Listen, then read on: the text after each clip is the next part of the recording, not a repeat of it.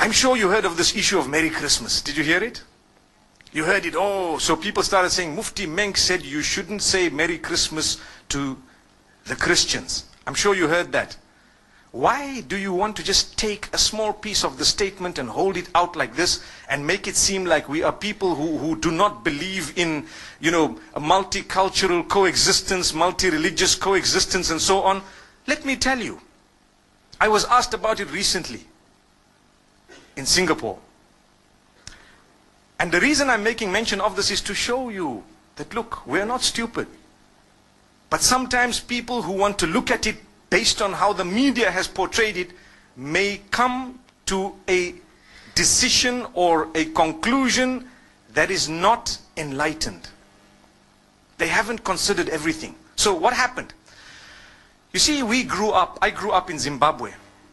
We interacted from a young age with the Hindus, the Christians, the Jews, those who are from the African traditional faiths and so on, and we got along. We mixed in the schools from a young age, and as I grew up, I went to a high school that was purely Christian Catholic. And that was the best option we actually had. They allowed me whatever I had, and obviously we catered for them, they catered for us. There was a lot of respect, and that's how we developed. Okay? However, when it came to Christmas, there were so many Christians who didn't believe in it. They said, no ways, this is wrong. I recall a young boy, I even know his name, and he was with me. He didn't used to like to participate in religious studies because he belonged to a certain sect of Christianity. And he used to say, these guys don't know what they're talking about because X, Y, and Z, and he gave his reasons. That's not the topic today. But there are Christians who don't believe in Christmas. They don't participate in it. Is there anything wrong if they don't believe in Christmas, Christians? There's nothing wrong. They didn't participate in it. There's nothing wrong. But the minute they put a block on someone else who believes otherwise, then there's a problem. That's what we're saying. So the question you have to ask yourself, did you stop people from celebrating what they want? No. Did you ban them? No. Did you disallow them? Did you spread hatred against them? No.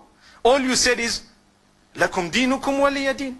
You have your faith and I have mine. So as we grew up, there were a few Hindus who were with me at school.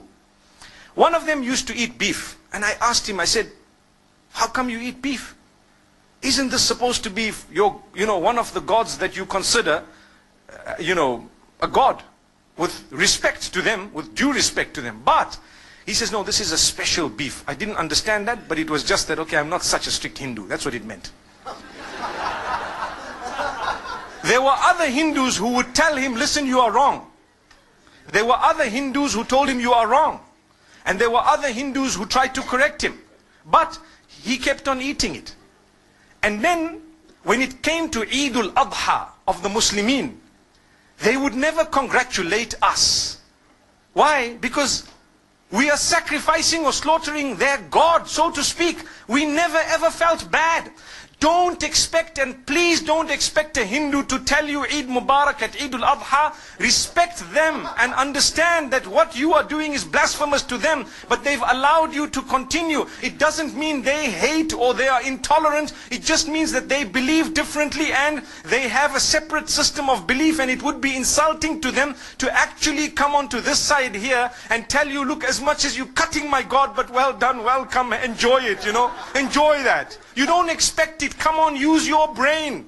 This is what tolerance and coexistence is all about. It's not about a statement. It's more about allowing them to believe what they have to, with respect in a way that you respect what they have as well. That's all it is. So what happened is, as time passed, it was amazing, because when it comes to the other faiths, we found the same. People didn't participate in some rituals of other faiths. That did not make them bigots.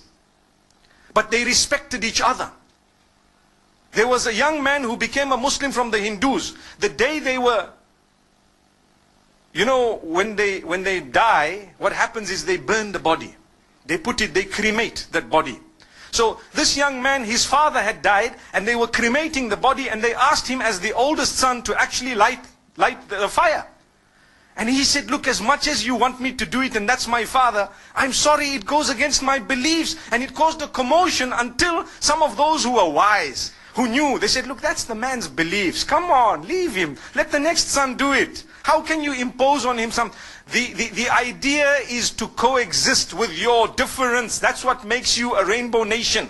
That's what it is. But you don't shove your opinion down the throats of others. Just like now, in the Western world, they are banning you from covering your hair in some countries.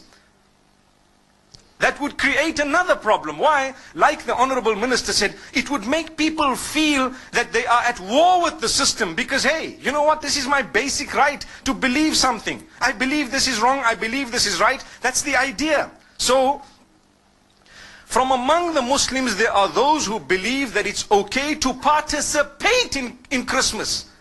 And from among the Christians, there are those who believe that it's not okay to participate in Christmas. Look at the irony. But the idea is, if you believe that, by all means, go ahead. You are answerable to Allah, not to me. If this one believes otherwise, go ahead. But please don't impose it on me. If I don't want, it's one of those things. Come on. You know, live and let live. Today, the problem is with all parties. We believe we are the only ones who are right. So we want to shove our opinions down the throats of the rest of the world. If not, they are the problem. They are the terrorists. They are the issue. They are this, that. Watch out. The words you are using will be used against you as well. Be careful. So this is why we say, as I grew up, still we used to sit and eat together as young boys. College. You know, you have your lunch, they have their lunch. We knew that if you have a beef burger, please don't offer it to the Hindus. It's insulting. It's blasphemous. They would actually feel so hurt. Don't. Would you ever, if you have Hindu friends, actually tell them, hey, have some beef? I don't think so. Exactly the same could be said about pork and the Muslims. Do you agree? Imagine if your friend says, this is a pork burger, come on, bacon tastes nice, you know, come on, you know. How would you feel?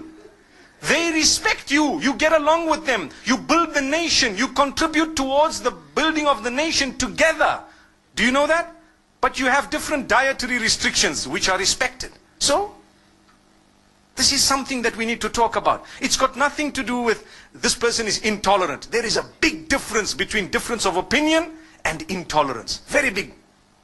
I can differ with you right now. I can differ with you on 100 matters, but I'm so tolerant. I promote tolerance. I promote coexistence. I promote the fact that all of us should contribute towards the development of our nation. Here in Malaysia, you have people, you have the Chinese, you have the Malays. On the other hand, you have Muslims, you have Buddhists, you have perhaps people who belong to Christianity, maybe even, you know, Jewish people, whatever other faiths. I don't know how the nation is made in terms of, you know, the various faiths, but I'm sure there are more than 20 or 30 different faiths. Look at the civil service. You will have people belonging to every race and to every religion, and they are serving the nation. That's what they're doing. What are they doing? Serving the nation.